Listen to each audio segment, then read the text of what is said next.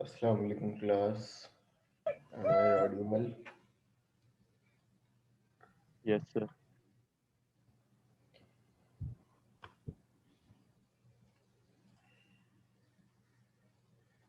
Okay जनाब। तो last class में हमारा क्या टॉपिक था भाई? कोई भी बता दे।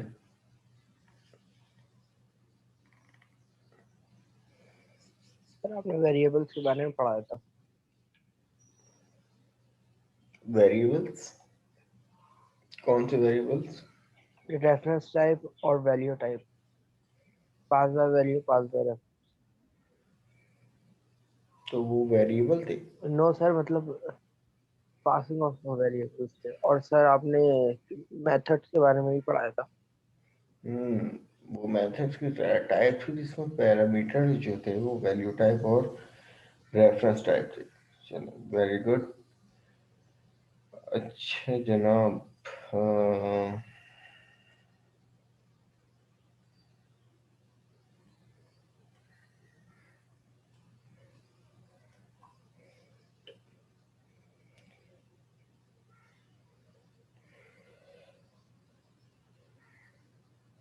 मुनीम Aziz Shaikh 11641। Yes, sir. Assalamu alaikum. वालेकुम सलाम। मुनीम, ये मुझे बताएं कि क्या कॉन्सेप्ट था हमारे पास बाय वैल्यू मेथड का? पास बाय वैल्यू का सर, इससे हम एक फॉर्म से दूसरे फॉर्म में वैल्यू पास करते हैं, या ये कह लें कि एक जगह से दूसरी जगह पे।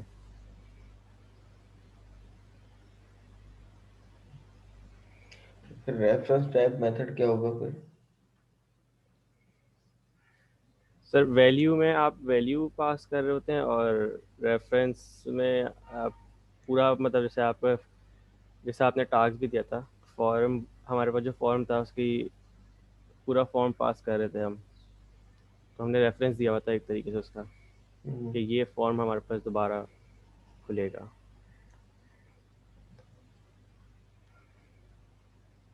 फर्क क्या है दोनों में फिर, वैल्यू टाइप और रेफरेंस टाइप में? बताएं कि रेफरेंस पैरामीटर और आउट पैरामीटर में क्या डिफरेंस था?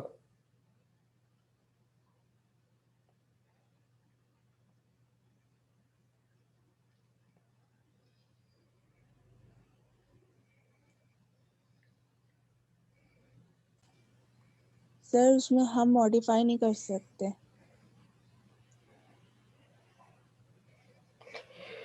अच्छा जनाब,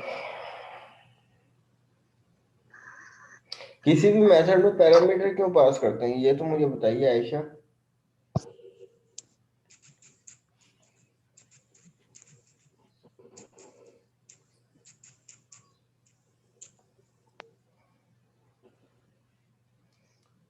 सर वेरिएबल्स को लिस्ट करने के लिए।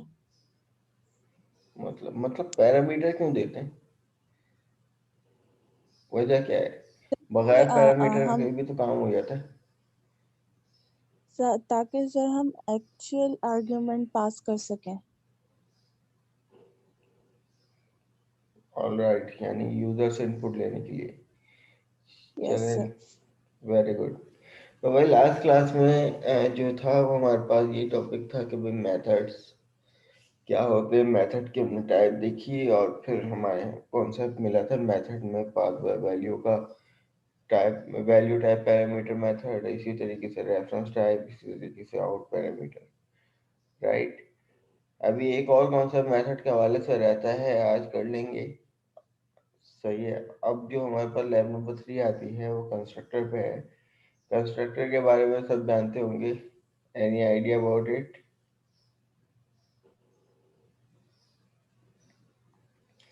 क्या होता है कंस्ट्रक्टर?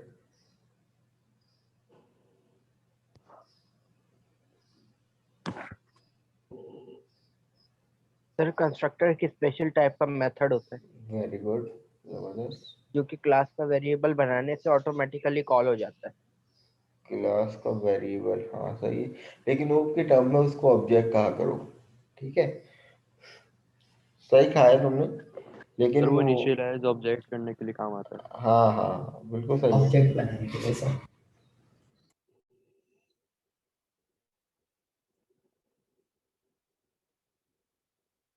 देखो, ऑब्जेक्ट बनाने के लिए कंस्ट्रक्टर काम नहीं आता, लेकिन जब ऑब्जेक्ट बनता है तो न्यू के कीवर्ड के बाद उसका कंस्ट्रक्टर ही कॉल होता है, इसलिए उसको कहा जाता है कि भाई this is the special type of method. अब ये स्पेशल टाइप ऑफ मेथड क्यों होता है, क्यों इसको डायरेक्ट मेथड नहीं कहते हम लोग? स्पेशल टाइप ऑफ मेथड का क्या मतलब? ये ऑटोमेटिकली जनरेट भी जो हो जाता है जब जी नहीं भी बना होता भी ऑटोमेटिकली भाई ये जनरेट हो जाता है बाय सर डिफॉल्ट। इसकी कोई रिटर्न टाइप नहीं होती? एग्जैक्टली पॉइंट इज दिस जो आयशा ने बताया और आपने भी बताया, वो भी एक पॉइंट है कि मेथड को बाय फोर्स इंप्लीमेंट करवाना पड़ता है और उसकी रिटर्न टाइप होती है, लेकिन कंस्ट्रक्टर में ये दोनों काम नहीं होते। कंस्ट्रक्टर खुद ही कॉल हो जाता है और जो है उसकी रिटर्न टाइप नहीं होती। दो मेजर डिफरेंस है। Very good. अब हमारे पास कंस्ट्रक्टर जो है वो गालिबन एक क्लास मेंबर होता है कि जिसमें एक एफिशिएंसी ये होती है, बनता मेथड की तरह है लेकिन मेथड होता नहीं है। स्पेशल टाइप ऑफ मेथड का मतलब ये होता है उसके अंदर मेथड वाले फीचर्स होते हैं कि आप उसमें पैरामीटर भी पास कर सकते हो, उसमें वेरिएबल्स को भी एक्सेस करवा सकते हो जिसका कीवर्ड लगा के उसमें कुछ भी काम कर सकते हो। लेकिन उसकी फंक्शनलिटी जनाब ये होती है कि जब आप क्लास का इंस्टेंस क्रिएट करते हो तब मेथड की इंप्लीमेंटेशन हो गई होती है उस कंस्ट्रक्टर की। सॉरी, मेथड के लिए आप क्या करते हो कि पहले इंस्टेंस बनाते हो फिर उस इंस्टेंस से इन्वोक करते हो, राइट? तो हमारे पास कंस्ट्रक्टर के बारे में यहाँ पर पहली लाइन में भी कहा जा रहा है कि भाई special type of method that will be automatically invoked when an instance of the class is created is called constructor। सही है, ये वही वाली बात जो आप लोगों ने बताई थी कि जब भी क्लास का इंस्टेंस क्रिएट होता है तो वो कंस्ट्रक्टर ऑटोमेटिकली इन्वोक हो जाता है। The main use of constructor is to initialise a private field of the class while creating an instance for the class.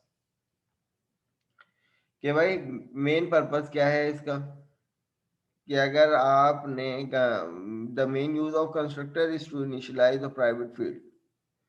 Private field का भी कॉन्सेप्ट सबको होगा भाई, प्राइवेट पब्लिक प्रोटेक्टेड, बताया सर ने। Yes sir.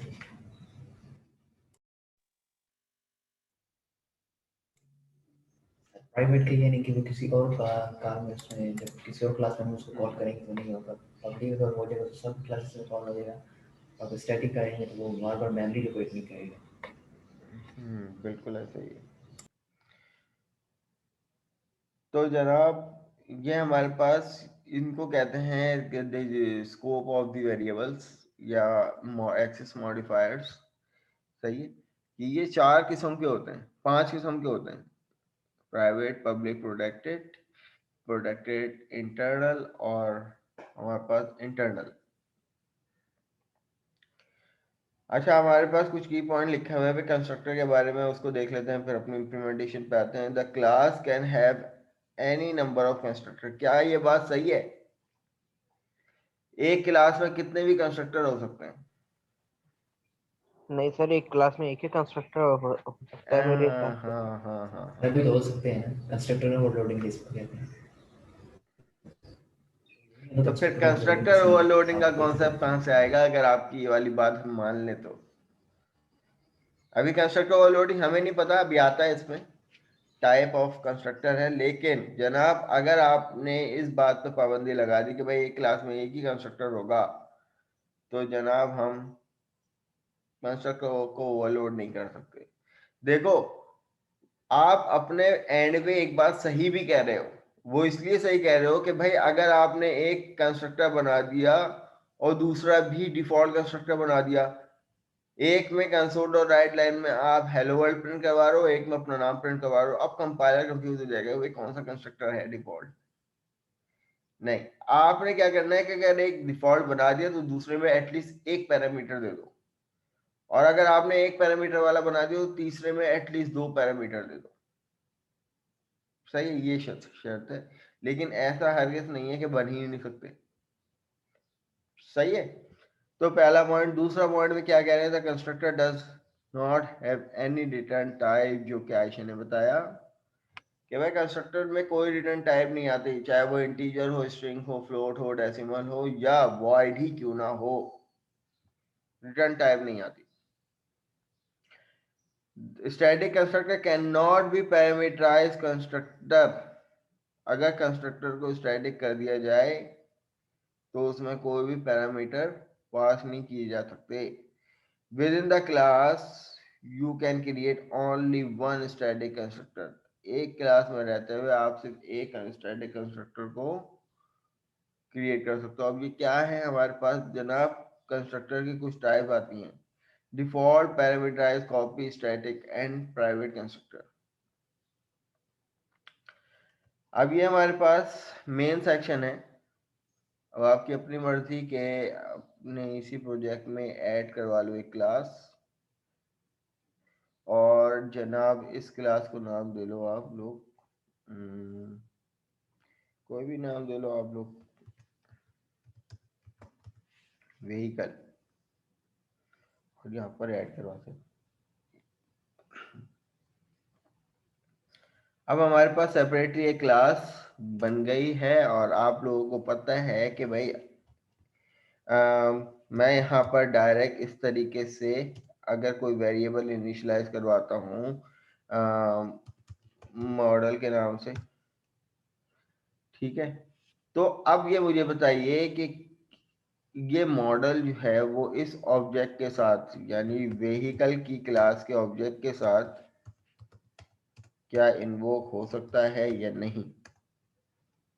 वी डॉट करूंगा तो मुझे यहाँ पे मॉडल नहीं मिलेगा।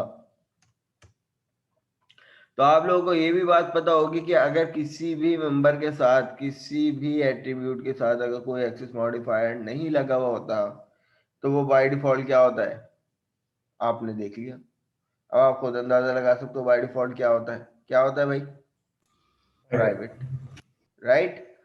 तो इसलिए फॉर द टाइम बीइंग हमने, क्योंकि इसको आउटसाइड द क्लास एक्सेस करना है, तो हम यहाँ पर पब्लिक लगा देते हैं,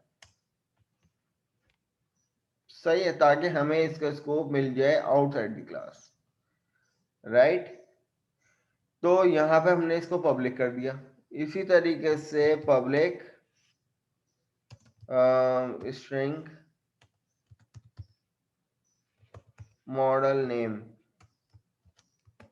अब फॉर सपोज हमने यहाँ पर दो एट्रीब्यूट इस क्लास के डिफाइन कर दिए। अब CTOR लिखकर डबल टैप करूंगा तो इसका एक स्पेशल टाइप ऑफ मेथड जो कि कंस्ट्रक्टर मुझे मिल जाएगा।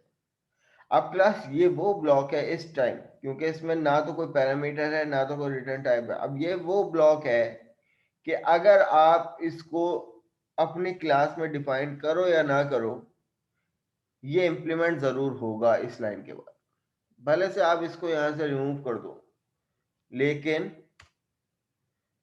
लेकिन इस लाइन का मतलब ये है कि भाई ये आपकी क्लास है, ये इस क्लास का ऑब्जेक्ट है। न्यू के कीवर्ड के साथ आपकी क्लास नेम के साथ जो ये पैरेंथेसिस आते हैं, ये आपका प्योर कंस्ट्रक्टर होता है। अब आप नोटिस कीजिए, अगर ऐसी बात नहीं होती तो वो यहाँ पर एरर दे देता, वो कहता कि पहले कंस्ट्रक्टर बनाओ। तो डिफॉल्ट कंस्ट्रक्टर की ऐसा कंस्ट्रक्टर होता है कि अगर आप नहीं भी बनाते तो वो उसकी इम्प्लीमेंटेशन होती है। अब हमें, क्योंकि अब यहाँ पर बनाना क्यों पड़ता है, वो इसलिए बनाना पड़ता है कि हम अगर इस लाइन पर कोई इम्प्लीमेंटेशन करते हैं, सिर्फ इस लाइन पर कोई इम्प्लीमेंटेशन करते हैं, तो हमें इसका ब्लॉक क्रिएट करके कोई ना कोई स्टेटमेंट अगर प्रिंट करवा दो कि फॉर एग्जांपल मैं चाहता हूं कि भाई मेरे पास ये जो हेलो वर्ल्ड है ये मेरे पास तब प्रिंट हो जाए जब मैं कुछ नहीं करूं, सिर्फ क्लास का इंस्टेंस क्रिएट कर दूं इस तरीके से, तो ये मेरे पास हेलो वर्ल्ड प्रिंट हो जाए। तो जनाब मैं यहाँ पर अपने एप्लीकेशन को यहाँ पर रन करता हूँ, तो मैंने सिर्फ मेथड को इम्प्लीमेंट किया है, मतलब सिर्फ मैंने क्लास को इंस्टेंशिएट किया है, और ना तो कोई चीज का कंस्ट्रक्टर को इस तरीके से इन्वोक करवाना पड़ता है। जस्ट न्यू के कीवर्ड के बाद उसका कंस्ट्रक्टर ही चलता है, और कंस्ट्रक्टर की बॉडी में हमने डिफाइन किया था कि जनाब हेलो वर्ल्ड की स्टेटमेंट प्रिंट हो जाए, राइट। तो this is called the default constructor. Constructor की एक शर्त यह है कि same name of parameter, same name of the class. मैं अगर यहाँ पर इसको व्हीकल 1 कर दूं तो it will give the error, method must have a return type. अब ये कंसीडर कर रहा है कि ये एक शायद मेथड है। ये बात समझ में आ रही है सबको कि अब इस टाइम क्योंकि कंस्ट्रक्टर में रूल है कि भाई कंस्ट्रक्टर में ना तो कोई रिटर्न टाइप होगी और सेम नेम होगा आपकी क्लास का, लेकिन क्लास का नाम व्हीकल है, मैं यहाँ पे व्हीकल 1 कह रहा हूँ, तो ये कह रहा है कि अब ये समझ रहा है कि शायद अब आप ये इसको जो है ना वो मेथड बनाने जा रहे हो तो आपसे रिटर्न टाइप मांग रहा है। अगर मैंने वंस इसको रिटर्न टाइप दे दी तो अब इसको बिल्कुल कोई एतराज नहीं होगा, इसने इसको प्योर मेथड बना दिया, राइट। लेकिन क्योंकि कंस्ट्रक्टर है और कंस्ट्रक्टर में same name of the class होना चाहिए, तो ये हमारे पास कंस्ट्रक्टर आ गया। अब कंस्ट्रक्टर ये हमारे पास क्या है, ये डिफॉल्ट कंस्ट्रक्टर है। अगर आप स्टैटिकली कोई स्टेटमेंट प्रिंट करवाने जा रहे हो या कोई ब्लॉक ऑफ कोड रन करवाने जा रहे हो तो उसका मतलब जैसे मेथड में होता है कि भाई अगर मेथड में कोई पैरामीटर पास नहीं किए और डिफॉल्ट मेथड है तो डिफॉल्ट मेथड क्या चलता है, बस जो कुछ उस कोड में आपने डिफाइन किया बस जब भी वो मेथड एग्जीक्यूट होगा तो वही वाला code as it is run होता रहेगा। तो same scenario is here for the default constructor. कि डिफॉल्ट कंस्ट्रक्टर जनाब वो है कि अगर आपने इसकी बॉडी में कोई भी ब्लॉक ऑफ कोड रन किया है तो बस वो उसी तरीके से चलेगा जिस तरीके से डिफाइन है। लेकिन अगर हमें उसको थोड़ा डायनामिक बनाना है कि भाई फॉर एग्जांपल यूजर से इनपुट लेना है तो आप यहाँ पर क्या पास कर दोगे, पैरामीटर। तो ये तो हमारे पास डिफॉल्ट कंस्ट्रक्टर की एग्जांपल हो गई। अब इसी कंस्ट्रक्टर में अगर हम पैरामीटर पास कर देते हैं फॉर एग्जांपल एम और यहाँ पर स्ट्रिंग mdl अंडरस्कोर नेम, तो अब जनाब मुझे ये बताइए कि ये मैं पैरामीटर क्यों पास कर रहा हूँ, उसका रीजन क्या हो सकता है आप लोगों के हिसाब से।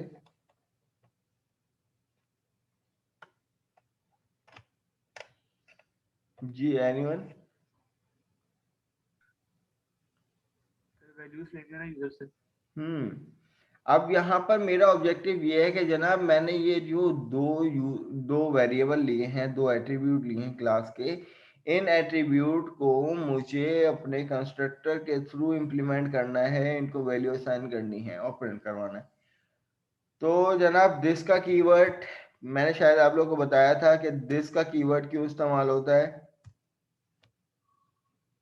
दिस डॉट करके यहाँ पर क्लास नोटिस कीजिएगा कि जिस क्लास में रहते हुए, अभी हम किस क्लास में हैं, ये कंस्ट्रक्टर किसका है, व्हीकल का है ना। अब व्हीकल के अंदर इसके दो एट्रीब्यूट बने हुए हैं, ना तो अभी कोई मेथड है ना कुछ है, लेकिन एटलीस्ट दो एट्रीब्यूट है। दिस का कीवर्ड क्या करता है, जिस क्लास में अगर आप दिस का कीवर्ड लिखते हो और डॉट करते हो तो उस क्लास के जितने भी एट्रीब्यूट और मेथड होते हैं उन सबको इन्वोक कर देता है। तो अब इसका मतलब ये हुआ कि दिस डॉट के बाद जो हमें हमारा वेरिएबल था यानी एट्रीब्यूट था मॉडल, उसको हम इस कंस्ट्रक्टर के जो पहले यूजर इनपुट आएगा उससे असाइन कर देंगे। हमने यहाँ पे कह दिया कि mdl। ये वाली बात समझ में आती है आप लोगों को।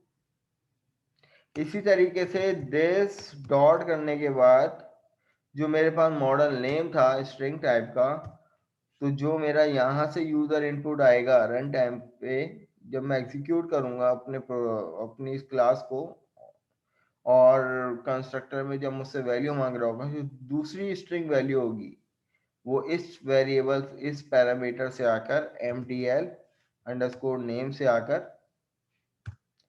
इस वाले एट्रीब्यूट में असाइन हो जाएगी। फिर उसके बाद अगर हम यहाँ पर किसी मेथड के थ्रू इसको इम्प्लीमेंट करवा लें पब्लिक वॉइड शो डेटा के नाम से, तो जनाब मैंने भी आप लोगों को बताया था कि दिस का कीवर्ड किसी भी क्लास में रहते हुए, तो यहाँ पे देखिए कि शो डाटा का भी मेथड हमें इन्वोक होके मिल गया, राइट। तो अब शो डाटा में हम क्या करवाने जा रहे हैं कि भाई जो यूजर से इनपुट आया है पैरामीटर के थ्रू हमारे एट्रीब्यूट में, उन एट्रीब्यूट को प्रिंट करवा दो। तो यहाँ पे ये आ गया मॉडल, और ये आ गया कॉन्केटिनेट करने के बाद /n, फिर कॉन्केटिनेट करने के बाद मॉडल नेम। अब आप लोगों से एक छोटा क्वेश्चन पूछता हूं कि ये जो पैरामीटर हैं, ये वाले जो पैरामीटर हैं, वो इस वाले मेथड में इंप्लीमेंट हो सकते हैं, हाँ या ना? No sir. क्यों हाँ सर, क्योंकि हो पहले वो सकते हैं? सेव हो जाएंगे। हमने पहले उनको सेव करवा दिया एक्चुअली मॉडल और मॉडल नेम में, उसके बाद हम प्रिंट करवा रहे हैं। तो यानी अगर मैं यहाँ पर मॉडल नेम के बजाय MDL नेम लिखूं तो यहाँ पर लिख सकता हूँ? मतलब आपका मतलब डायरेक्ट MDL नेम? नहीं, फिर नहीं कर सकते, क्योंकि आप जो आप कंस्ट्रक्टर है उसके अंदर नहीं है अभी। सही है, तो इसका मतलब भाई ये इनका स्कोप लोकल है, ग्लोबल नहीं है, right. Programming fundamental, there are two type of scope, local and global. तो अब इस इन जो पैरामीटर का जो स्कोप है वो with in the vehicle constructor है, वो कंस्ट्रक्टर की क्लास में भी यहाँ पे भी इम्प्लीमेंट नहीं हो सकते। मतलब मैं अगर यहाँ पर MDL नेम करूँ तो देखो इंटेलिजेंस में नहीं मिल रहा है। अगर मैं इसके बाहर भी करूँ MDL नेम तो नहीं मिल रहा है। This is the scope of the variable. तो इसलिए हमने क्या किया कि जो इसके पैरामीटर में वैल्यू आएगी उनको इन ग्लोबल वेरिएबल में असाइन कर दिया। अब आप ये देखिए कि क्लास के अंदर बने हुए हैं, वो व्हीकल में भी इस्तेमाल हो रहे हैं, मेथड में भी इस्तेमाल हो रहे हैं, लेकिन इनमें वैल्यू कहाँ से आ रही है? कंस्ट्रक्टर के थ्रू। अब यहाँ पर इस टाइम हमारा ऑब्जेक्टिव ये है कि भाई हम किसी भी क्लास के कंस्ट्रक्टर से यूजर इनपुट कैसे ले सकते हैं और किसी भी मेथड के थ्रू उसको डिस्प्ले करवाना है, इम्प्लीमेंट करवाना है। तो राइट, यहाँ पर हम बात कर लेते हैं। देखें यहाँ पे इसने बड़ा बड़ा एरर दे दिया। अब ये कोई बताएगा ये एरर क्यों आ रहा है? यस सर, क्योंकि इसमें वैल्यू वेरिएबल इनपुट देना। करनी है हमें। सही है। तो आप लोगों को पता है कि भाई आपने यहाँ पर अब कोई डिफॉल्ट कंस्ट्रक्टर नहीं है, यहाँ पर अब कोई डिफॉल्ट कंस्ट्रक्टर नहीं है। आपके पास कंस्ट्रक्टर है लेकिन उसमें 2 पैरामीटर हैं। अब तो अब वो आर्गुमेंट की वैल्यू मांग रहा है, एक्सपेक्ट कर रहा है कि भाई अब आपने जो ये पैरामीटर दिया है, देखो ना इंटेलिजेंस में कह रहा है कि भाई इंटीजर MDL की वैल्यू दो और स्ट्रिंग MDL_name की वैल्यू दो। तो यहाँ पे मैंने कह दिया कि भाई मेरा जो व्हीकल का मॉडल है, फॉर एग्जांपल 2021 का मॉडल है, कॉमा, और जो व्हीकल है वो मेरे पास क्या है? सिविक। ठीक है जनाब। तो ये मेरे पास, अब इससे होगा क्या? क्या ये प्रिंट हो जाएंगे? Yes sir. प्रिंट हो जाएंगे। और अगर ना हुए तो नहीं होंगे सर। क्योंकि जनाब हम लोग यहाँ से तो वैल्यू ले रहे हैं ना, यहाँ से यूजर इनपुट आ रहा है और जो आउटपुट के लिए हमने एक मेथड बनाया, तो मेथड तो कंस्ट्रक्टर नहीं है ना, मेथड को तो इन्वोक करवाना पड़ेगा। तो मैं यहाँ पर लिखूंगा वी डॉट करने के बाद शो डाटा, और शो डाटा क्या करवाएगा? जो यहाँ से कंस्ट्रक्टर से इनपुट आ रहा है उसको अपने अंदर डिस्प्ले करवाएगा। अब यहाँ पर जो डिस्प्ले हो रही है वैल्यू, वो हमारी वेरिएबल की हो रही है। मैं अपने प्रोग्राम को यहाँ पे बिल्ड कर लेता हूँ ताकि ये वार्निंग खत्म हो जाए। ठीक है जनाब। तो यहाँ पर अपने एप्लीकेशन को स्टार्ट करते हैं। तो ये देखिए मेरे पास इस यहाँ से इनपुट आ रहा है, जब हमने ये वैल्यू ली, कंस्ट्रक्टर से क्या आ रहा है? इनपुट आ रहा है, और उसके बाद इनपुट आने के बाद इन वेरिएबल में स्टोर हो रहा है। सही है। MDL में जो इनपुट आया वो मॉडल में चले गया, स्ट्रिंग मॉडल नेम में जो इनपुट आया वो मॉडल नेम में चले गया, शो डाटा ने क्या किया कि भाई जो भी मॉडल में जो इनपुट आया था उसको यहाँ पे प्रिंट करवा दिया, और MDL नेम में जो इनपुट आया था वो मॉडल नेम में चले गया था, उसने यहाँ पे इनपुट करवा दिया। यहाँ तक की बात समझ में आ रही है भाई? Girls all clear?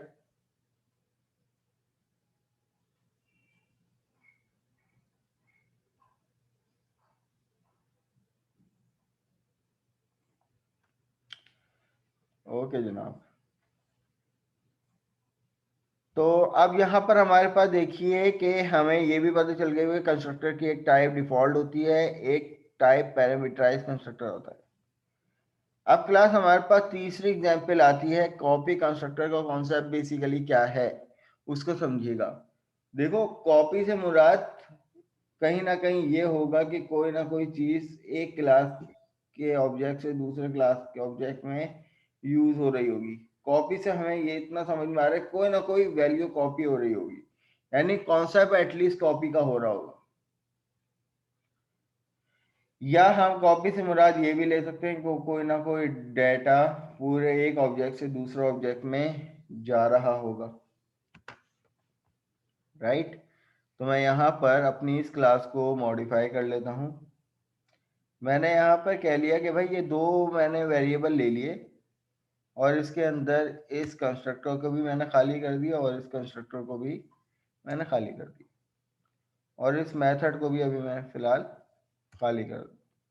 अब देखिए क्लास वेहिकल है मेरे पास। अब हम ये कॉपी कंस्ट्रक्टर की एग्जांपल करने जा रहे हैं। कॉपी कंस्ट्रक्टर होता क्या है उससे समझ में आ जाएगा।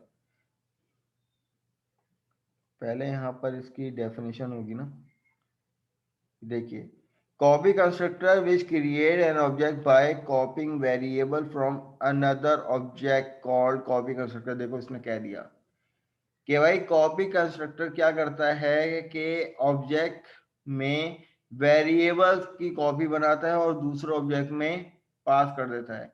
अब इसका मतलब क्या है, देखिए क्लास मेरे पास व्हीकल की क्लास है, उसके अंदर दो इसके एट्रीब्यूट हैं, एक मॉडल के नाम से और एक मॉडल नेम के नाम से। मैं यहाँ पर एक कंस्ट्रक्टर क्रिएट करता हूँ व्हीकल का और इसके अंदर एक पैरामीटर देखिएगा किस टाइप का, एक क्लास टाइप। मेरे पास क्लास क्या थी, व्हीकल, और मैंने यहाँ पर एक ऑब्जेक्ट पास कर दिया। अब ये मुझे बताइए कि ये मेरे पास ऑब्जेक्ट है in term of object oriented programming, लेकिन अगर प्रोग्रामिंग फंडामेंटल के बारे से मैं बात करूंगा तो इसको वेरिएबल कहते हैं और इसकी डेटा टाइप क्या है, एक क्लास है, तो इसको कहते हैं class type variable. Keep that in mind, ये ध्यान में रखिएगा अपने आप लोग, राइट। तो अब इस टाइम हमने इसके कंस्ट्रक्टर में एक ऑब्जेक्ट पास करवा दिया इसकी अपनी ही क्लास का, और हम क्या कर रहे हैं यहाँ पर कि भाई दिस डॉट मॉडल, उसको हम कह रहे हैं कि भाई वी डॉट मॉडल। इसी तरीके से this dot model name equal to V dot model name. अब क्लास यहाँ पे समझिएगा कि भाई ये मेरे पास क्या है, ये एक्सेल एट्रीब्यूट है, ठीक है। और इसका क्या मतलब हो रहा है कि भाई ये क्या कर रहा है कि इसका इंस्टेंस कॉपी कर रहा है, यानी इनकी कॉपी क्रिएट कर रहा है इन एट्रीब्यूट की अपने अंदर। ये ऑब्जेक्ट क्या कर रहा है कि भाई जो भी इसके पास यूजर इनपुट आएगा उसकी कॉपी क्रिएट कर रहा है अपने अंदर। अब यहाँ पर हम दूसरा कंस्ट्रक्टर बना लेते हैं। मैं यहाँ पर CTOR लिखकर एक और कंस्ट्रक्टर बना लेता हूँ। तो देखो यहाँ पे मुझे कोई एरर नहीं दे रहा। क्यों एरर नहीं दे रहा? कि भाई आप एक क्लास में 50 कंस्ट्रक्टर बना सकते हो, लेकिन कंस्ट्रक्टर के नाम भी सेम होंगे, बट उसकी फंक्शनैलिटी, उसके नंबर ऑफ पैरामीटर डिफरेंट होनी चाहिए। अब ये एक तरीके से कंस्ट्रक्टर ओवरलोडिंग की मिसाल भी है, लेकिन इस टाइम जो हम अचीव करने जा रहे हैं वो कॉपी कंस्ट्रक्टर की एग्जांपल अचीव करने जा रहे हैं। तो जनाब मैंने यहाँ पर जो पैरामीटर दिए थे कि भाई एक पैरामीटर मैंने इंटीजर MDL के नाम से दिया था और कॉमा दूसरा पैरामीटर मैंने स्ट्रिंग MDL MDL NM के नाम से, मॉडल नेम के नाम से मैंने एक पैरामीटर दे दिया और उसमें सिंपल वही वाला काम किया कि भाई कि this dot model equal to MDL। इसी तरीके से this dot model name equal to MDL underscore name, right. अब सिंपल एक मेथड लिया और उसमें इन सब की वैल्यू को आपस में प्रिंट करवाना है। तो जनाब मैं यहाँ पर स्ट्रिंग टाइप मेथड ले लेता हूँ शो डाटा, जो कि मुझे रिटर्न करवा दे कि भाई मॉडल इज करने के बाद ये आ गया मेरे पास मॉडल डॉट टू स्ट्रिंग। फिर उसके बाद यहाँ पर कॉनकैटिनेट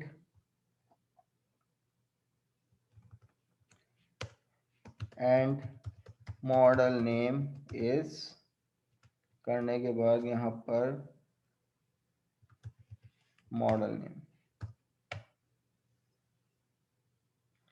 ये वाली बातें सबको समझ में आती हैं कि मेथड स्ट्रिंग टाइप लिया तो इसलिए जो मॉडल की वैल्यू आई थी मैंने उसको सिंपल स्ट्रिंग टाइप में चेंज कर दिया, क्योंकि हमें रिटर्न क्या करवाना था, स्ट्रिंग। तो अब यहाँ पर अब ये मैंने यहाँ पर एक क्लास को क्या कर दिया, स्ट्रक्चर कर दिया। फिर देख लीजिए क्लास हो क्या रहा है कि एक क्लास है, उसके अंदर दो एट्रीब्यूट है, मॉडल मॉडल नेम। एक कंस्ट्रक्टर बनाया जिसके अंदर एक ऑब्जेक्ट पास करवाया जिसके पैरामीटर में जिसका पैरामीटर एक ऑब्जेक्ट है अपनी क्लास का। तो हम क्या कर रहे हैं कि जो उसके एट्रीब्यूट है उसके ऑब्जेक्ट में उनकी कॉपी क्रिएट कर रहे हैं, एक एक कॉपी क्रिएट कर रहे हैं। तो अब इसका मतलब ये है कि इस पूरे ऑब्जेक्ट में हमारे पास इसकी एक कॉपी क्रिएट हो गई। दूसरे में क्या कर रहे हैं कि सिंपल इनमें यूजर इनपुट ले रहे हैं, ये तो सिंपल मेथड है। और सिंपल हम क्या करवा रहे हैं, इस मेथड के थ्रू प्रिंट करवा रहे हैं। अब आ जाओ यहाँ पे इसकी इम्प्लीमेंटेशन क्या होगी। इम्प्लीमेंटेशन जनाब ये होगी कि मैंने एक ऑब्जेक्ट ये बनाया V1 के नाम से, मैं ले लेता हूँ, ठीक है। एक ऑब्जेक्ट मैंने V1 के नाम से बनाया और उसमें आप यहाँ पे देखिए कि ये एक पैरामीटर, ये इसकी वैल्यू, और ये दूसरा पैरामीटर, ये इसकी वैल्यू, राइट। तो अब इसका मतलब ये है कि हमने ये वाला कंस्ट्रक्टर यूज किया और एट्रीब्यूट में क्या आ गई, वैल्यू आ गई हमारे पास। अब यहाँ पर क्लास देखिए, हम क्या करने जा रहे हैं, एक और वेरिएबल क्रिएट करने जा रहे हैं V2 के नाम से, इक्वल टू न्यू और व्हीकल। अब क्लास यहाँ पर नोटिस कीजिएगा, मैं पास कर देता हूं V1। अब इसका मतलब मुझे कोई समझाए, ना तो कोई एरर है ना तो कुछ है। जनाब हमने एक ऑब्जेक्ट में कंस्ट्रक्टर से जो वैल्यू पूरी उठाई थी और पूरी ये पूरा डेटा जो था वो इसमें आ चुका। अब हमने क्या किया, दूसरा ऑब्जेक्ट बनाया, दूसरे ऑब्जेक्ट में कंस्ट्रक्टर में एज आर्गुमेंट हमने पहला वाला ऑब्जेक्ट लिया है। तो यहाँ पर क्या हो रहा है, हमने एक कंस्ट्रक्टर ये भी बनाया था, ये वाला, और इसको क्या रिक्वायर्ड था कि भाई एक ऑब्जेक्ट, और उस ऑब्जेक्ट में V1 में इसने पूरा डाटा इस कंस्ट्रक्टर के थ्रू उठा लिया और V2 के अंदर हम पूरे V1 का ऑब्जेक्ट पास कर रहे हैं। तो इट्स मीन कि अब मैं अगर यहाँ पर V2 डॉट करने के बाद शो डाटा करूंगा तो आप मुझे बताइए क्या प्रिंट होना चाहिए। जो V1 में होगा वो सारा इधर प्रिंट हो जाएगा। Exactly, this is called the copy constructor.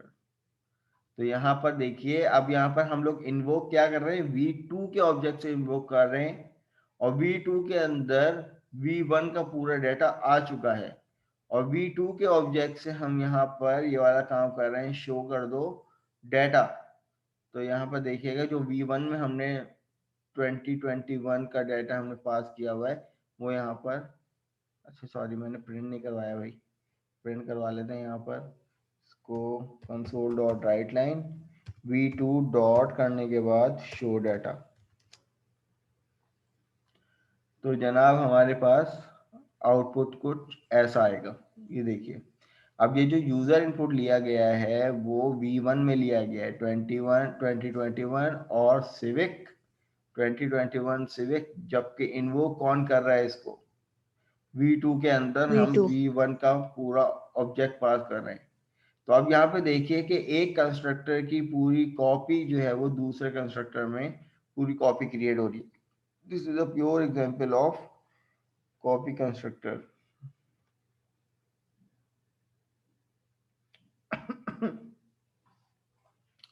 ठीक है जनाब, अभी एक कॉपी कंस्ट्रक्टर की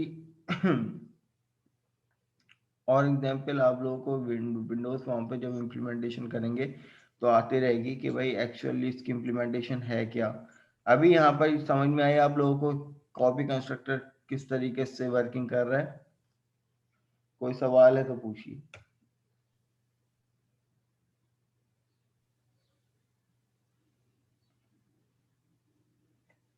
नो सर। जनाब तो यहाँ पर हमारे पास अब अगली टाइप जो है वो क्या है, स्टैटिक कंस्ट्रक्टर। अब स्टैटिक कंस्ट्रक्टर की इम्प्लीमेंटेशन किसी भी क्लास में क्या, अच्छा यहाँ पर एक सवाल आया है, सर क्लास को ऐड करना लाजमी है क्या, क्योंकि ये काम डायरेक्टली हम लोग मेन पेज पे भी कर सकते हैं, सेट वैल्यू गेट वैल्यू। अगर आप ये कह रहे हो कि भाई क्लास को इस तरीके से सेपरेटली क्रिएट करना जरूरी है, तो भाई जरूरी नहीं है। आप इस क्लास प्रोग्राम से बाहर निकलकर एक और क्लास बना सकते हो और उसको डायरेक्ट मेन में इम्प्लीमेंट करो। मोहम्मद एहसन इकबाल।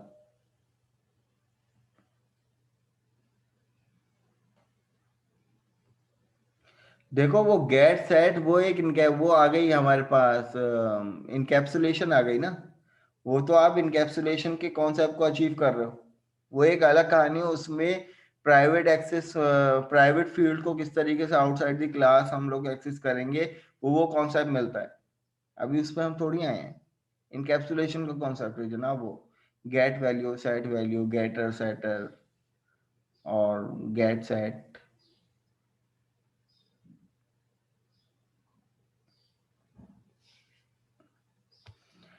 तो यहाँ पर हमारे पास क्या है कि अब अगली कहानी ये आती है कि भाई किस तरीके से स्टैटिक कंस्ट्रक्टर को इम्प्लीमेंट करेंगे। एक एग्जांपल ले लेते हैं। देखिए स्टैटिक कंस्ट्रक्टर किसी भी क्लास में ये होता है, अच्छा हम